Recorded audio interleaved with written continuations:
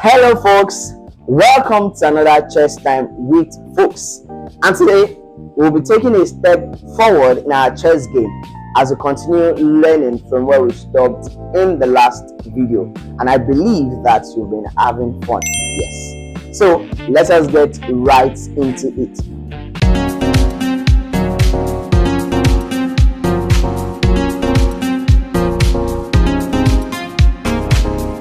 Welcome back. In today's video, we would actually be progressing a bit further on learning about the pawns. We will be looking at the pawns today, and just for the sake of understanding and proper clarity, I'll be explaining again to you some details about the pawn. And remember, before I actually tell you much about the pawn, which we'll be doing alone in today's video, I'll be repeating some other facts explained in the initial videos. So remember what I said? I said we have 6 major pieces, and those are the pawns.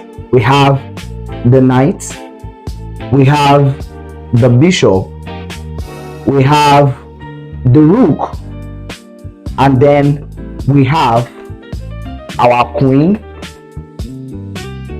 and the king. And remember what I said? I said that each of these armies, like we call them, or we can say each of these soldiers, they are ranked, and based on the number of points assigned to them, which is actually, at times you might want to question, okay, what exactly are the reasons for the points, who did all of those things.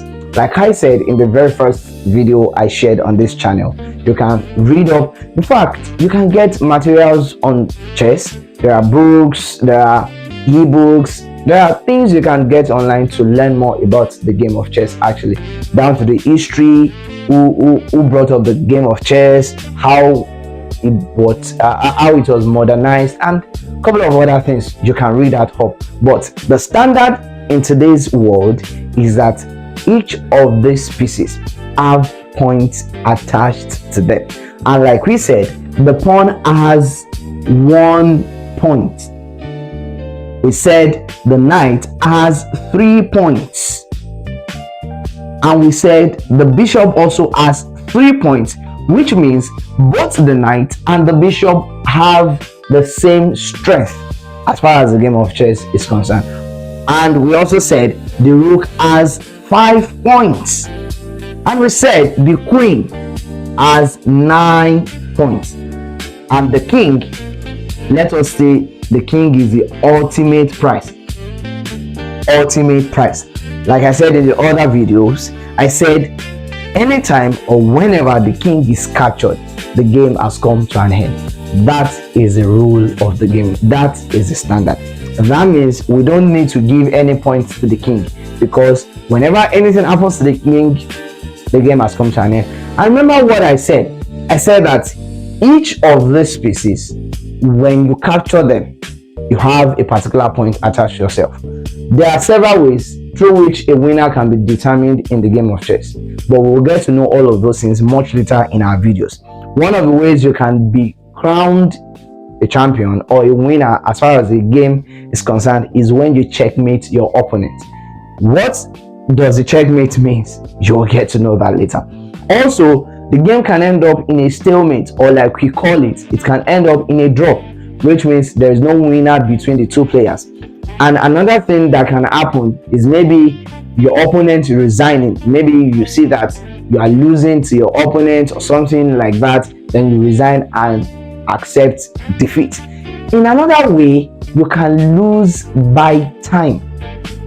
In every of the chess game you play or you participate in, a particular number, or let me say a particular period of time, is assigned to each player.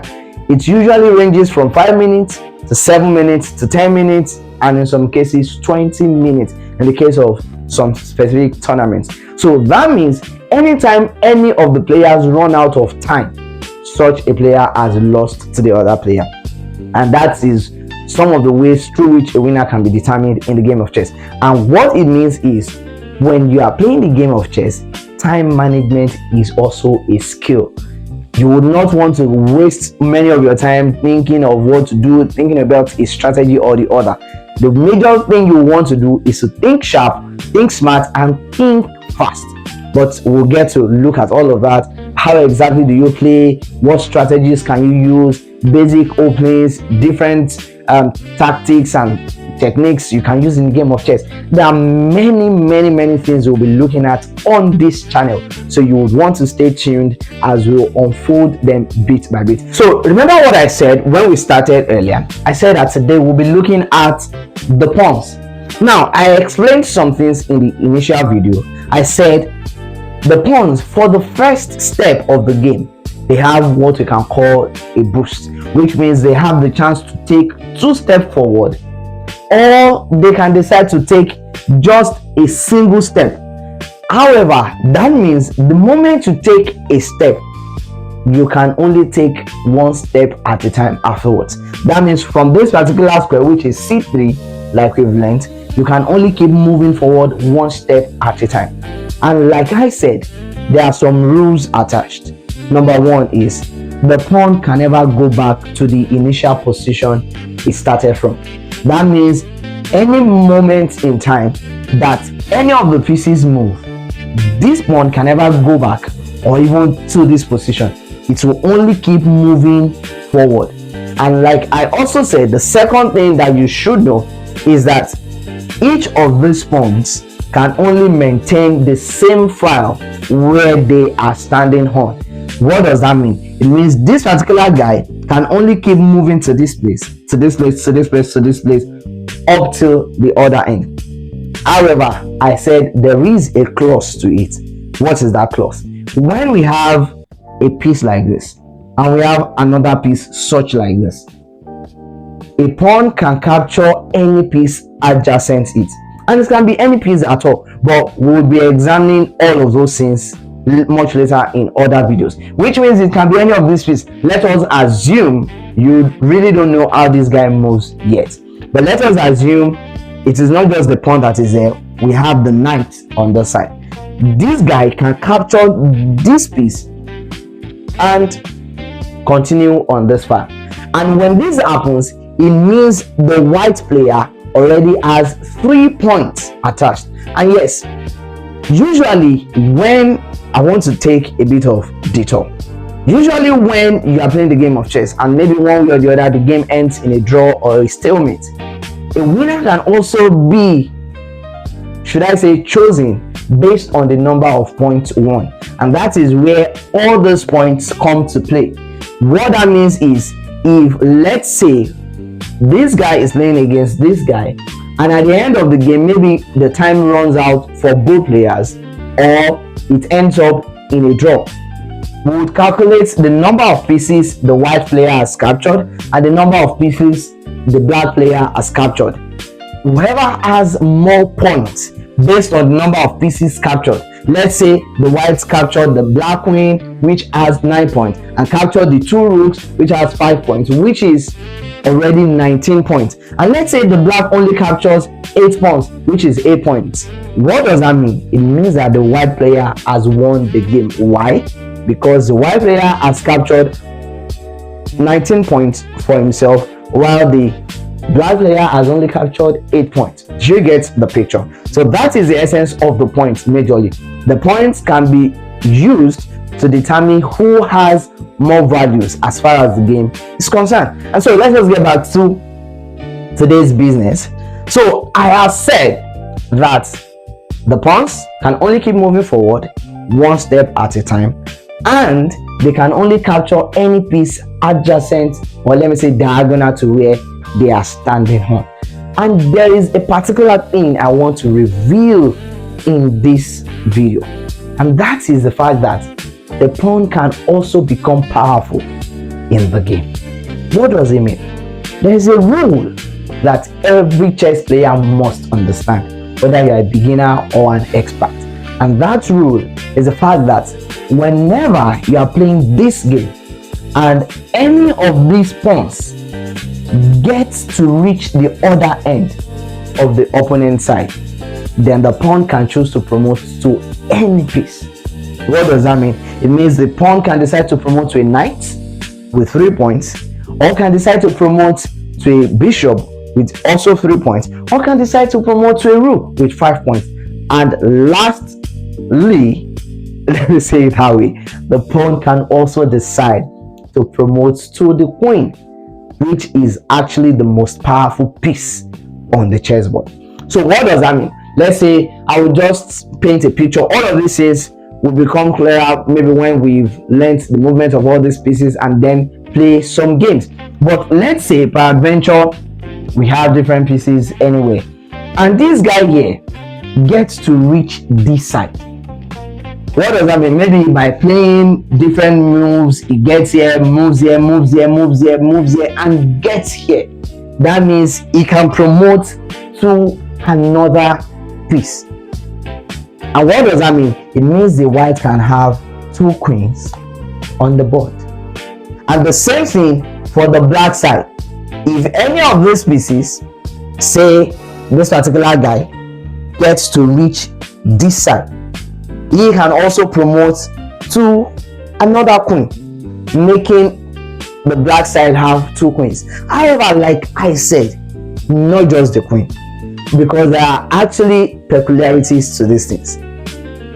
Any of these players, either the white side or the dark side, can decide to promote to the rook, or can decide to promote to a knight. In fact, I've actually played a game before where in the process of being promoted, a player promoted to a queen and the game ended up in a stalemate.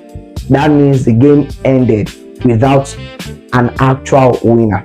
Why? Because promoting to a queen in that particular position rendered the game useless, or let me say void, so to say.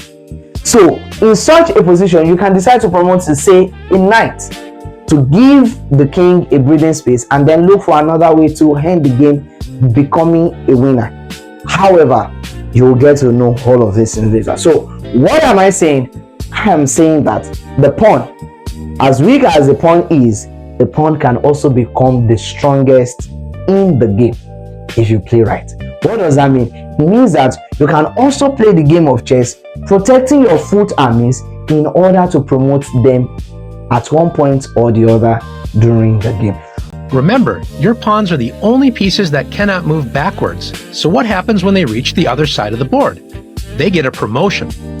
You must trade your pawn for another piece. It can be a knight, a bishop, a rook, or the powerful queen. It cannot stay a pawn, and it cannot become a king. Also, it does not have to be one of the pieces already captured in the game. Every pawn has the potential to be promoted into a queen. You could trade it for another queen and have 2 queens on the board, which is incredibly powerful. Now, let's practice promoting some pawns. So before we end today's video, I want us to do a little bit of mathematics, because you want to ask, why exactly do I need to do maths? Actually, one of the things the game of chess helps you to do is to think smart, think well, and actually calculate a lot of things. You would see yourself calculating moves ahead of time. Okay, how do I play this? Calculating 3 moves, 5 moves ahead your opponent. Okay, if my opponent plays this, I'll play this, I'll play this, I'll play that. That is all there is to it. So now let us do something. Remember I said that each of these pieces, they have points attached to them. So let us do some addition. Let's say we have 3 pawns. I represent our pawns with P, plus 3 knights. Let us represent our knight with N. Then we have plus 3 rooks. Let us represent our rook with R. What exactly do we have? Do the math. We have 3 points. Remember we said each pawn has 1 point. What does that mean? It means we have 3 plus, we said that each knight has 3 points. What does that tell you? 3 times 3, we have 9. And we said each rook has 5 points. 3 times 5 is how many? We have 15. So how many do we have in total? We have 3 points plus 9, we have 12. 12 plus 15, we have 27. That means if anyhow, you have all of these things. You have 27 points rather to yourself. So that is how well you can do this. So now let us do something. The final lesson for today. I want this to help your mathematics skill. Just see yourself calculating each point, and then how many points do you have at the end of the game. So let us do it this way. Okay, so let us do another one briefly. Let's say we have 3 pawns, we have 2 knights, we have 3 bishops, we have 2 queens.